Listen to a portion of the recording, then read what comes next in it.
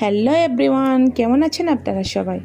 So guys, আজকে টপিকটি হচ্ছে hair rebonding চুলে কিভাবে যত্ন করবেন।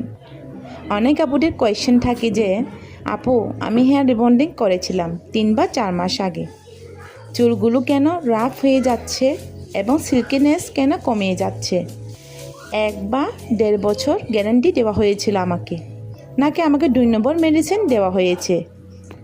চুলের মাঝখানে 2 ভাঁজ কেন দেখা যাচ্ছে আপু? এরকম নানা ধরনের দোষ বা প্রশ্ন করে থাকেন আপুরা, কিন্তু নিজেদের দোষের কোনো কথাই বলবে না।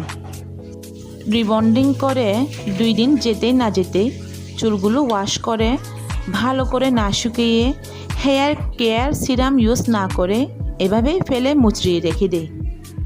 ওটার কথা হচ্ছে রিবন্ডিং করেছি এত টাকা দিয়ে, আর ভালো করে ধোয়ারও প্রয়োজন নেই, শুকানোর প্রয়োজন নেই। যেভাবে রাখি না কেন চুলগুলা সিল্কি বা সোজা থেকে যাবে, এরকম তো কখনো হবে না পুরা।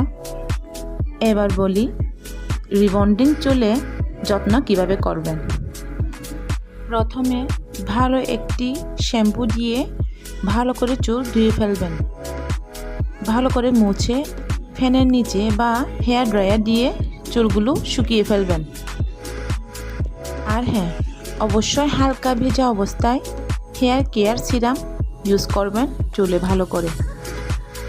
পারলে 1 মাস বা 2 মাস পর পর হেয়ার প্রোটিন বা হেয়ার স্পা করবেন পার্লারে গিয়ে, তাহলে দেখবেন চুলগুলো অনেক সুন্দর সিল্কি, রিবন্ডিংগুলো অনেক লং লাস্টিং থাকবে।